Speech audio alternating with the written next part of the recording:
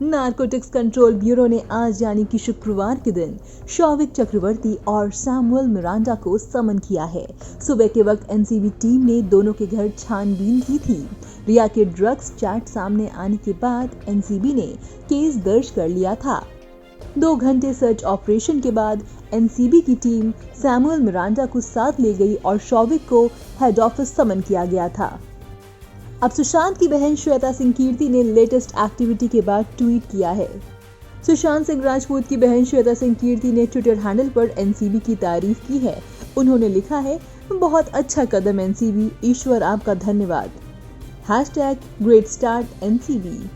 आपको बता दें, रिया की सुशांत के स्टाफ और भाई शौविक के साथ कई व्हाट्सएप चैट्स लीक हो चुकी हैं। एक चैट में रिया शौविक से डैड के लिए भी ड्रग्स मंगा रही थी। वहीं सुशांत के लिए काम करने वाले सैमुअल मिरांडा के भी ड्रग्स डीलिंग में इन्वॉल्व होने की बात सामने आई है। एनसीबी ने जैद विलात्रा, बासित परिहार और कैजान नाम के संदिग्ध ड्रग डीलर्स को पकड़ा था। जैद और कैज ने बताया कि वो शौविक को जानते हैं। वहीं जैद ने यह भी कबूला कि सुशांत की मौत के बाद भी शौविक ने उनसे ड्रग्स खरीदा था। आपको बताते चले, सुशांत सिंह राजपूत की बहन श्वेता सिंह कीर्ति सोशल मीडिया पर लगातार एक्टिव हैं। वो लगातार न्याय की मांग कर रही हैं। वहीं सुशांत से जुड़े यादें भी परिवार के साथ शेयर कर रही हैं। सुशांत सिंह राजपूत का केस अब हत्या आत्महत्या से कहीं ज्यादा ड्रग रैकेट के पर्दाफाश का बनता जा रहा है। सीबीआई जहां एक और सुशांत की मौत का सच जानने में जुटी हुई है, वहीं नारकोटिक्स ब्यूरो सुशांत केस में ड्रग लिंक की पड़ताल में जुटी हुई है। टाइम्स नाउ की रिपोर्ट के मुताबिक गिरफ्तार आरोपी ड्रग पेडलर जैद विलात्रा ने पूछताछ में कबूल किया है कि उसने जुलाई महीने के अंत में भी सैमुअल मिरांडा को ड्रग कंसाइनमेंट दिया, जिसके लिए शौविक चक्रवर्ती ने पैसे दिए थे। हमारे सहयोगी टाइम्स नाउ को एनसीबी से जुड़े लोगों ने बताया कि जैद ने बताया कि सुशांत की मौत के बाद भी उसने सैमुअल को कंसाइनमेंट दिया है।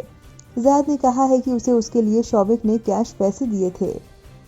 पूछताछ में जैद ने बताया कि वो कैश में पैसे लेता था, जबकि अब्दुल बासित को जैद गूगल पे से पैसे देता था।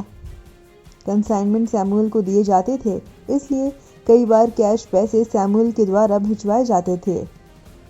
जैद ने पूछताछ में ये भी बताया है कि सैमुअल ने उससे मार्च महीने में गोवा जाने के लिए कहा था। सैमुअल ने बताया था कि गोवा से एक जरूरी कंसाइनमेंट लाना है। जैद ने ये जरूर कहा था कि वो खुद ड्रग्स लेता था, लेकिन उसने ये भी कहा कि इस पूरे मामले में वो सिर्फ एक ट्रांसपोर्टर की भूमिका में था। वो अब्दुल बासित को पैसे देता था और उसे जहां माल पहुंचाने या लाने के लिए कहा जाता था वो करता था। रिया के ड्रग चैट में गोवा के बिजनेसमैन गौरव आर्य का नाम भी आया था। गौरव आर्य ने ईडी से इस बारे में 2 दिन पूछताछ की। अब एनसीबी की जांच में भी गोवा का जिक्र आ रहा है। संभव है कि अब एनसीबी भी गौरव आर्य से पूछताछ करेगी। नारकोटिक्स ब्यूरो ने बांद्रा इलाके से 2 दिन जैद विलात्रा और अब्दुल बासित परिहार को गिरफ्तार किया था। दोनों आरोपी ड्रग पेडलर्स को कोर्ट ने 9 सितंबर तक एनसीबी की रिमांड भेज दिया है। शुक्रवार सुबह 6:40 पर एनसीबी की टीम ने शौविक और सैमुअल के घर पर छापेमारी की। शौविक और सैमुअल दोनों को एनसीबी के दफ्तर ले जाया गया है, जहां पूछताछ जारी है। रिपोर्ट्स के मुताबिक एनसीबी शौविक और सैमुअल से अलग अलग पूछताछ करने के अलावा दोनों को जैद और अब्दुल के आमने सामने बिठाकर भी पूछताछ करेगी। सीबीआई और ईडी की पूछताछ में अब तक श्रुति मोदी से लेकर जया साहा और शौविक चक्रवर्ती से लेकर रिया चक्रवर्ती तक ने कहा है कि सुशांत मैरिजुआना ड्रग्स का सेवन करते थे और उनके लिए ही ड्रग्स खरीदे गए थे। सैमुअल सुशांत के हाउस मैनेजर थे। सुशांत अब हमारे बीच नहीं है, इसलिए वो अपनी बेगुनाही का सबूत नहीं दे सकते। ऐसे में एनसीबी दोनों ड्रग पेडलर्स और शौविक सैमुअल से ही सच जानना चाहेगी। जाहिर तौर पर इन्हें अपने दावों को साबित करने के लिए सबूत देने होंगे। जैद और अब्दुल ने अभी तक की पूछताछ में एनसीबी के सामने कई बड़े नामों का भी खुलासा किया है। इसमें बॉलीवुड के बड़े नाम के साथ ही नेताओं के भी नाम सामने आने की बात कही जा रही है। सीबीआई पुख्ता सबूत मिलते ही इन बड़े नामों को भी समन जारी करेगी। जैद ने पुलिस को बताया कि बांद्रा, जुहू और लोखंडवाला इलाके की बॉलीवुड पार्टीज में ड्रग्स सप्लाई होते थे। ब्यूरो रिपोर्ट, नव भारत टाइम्स।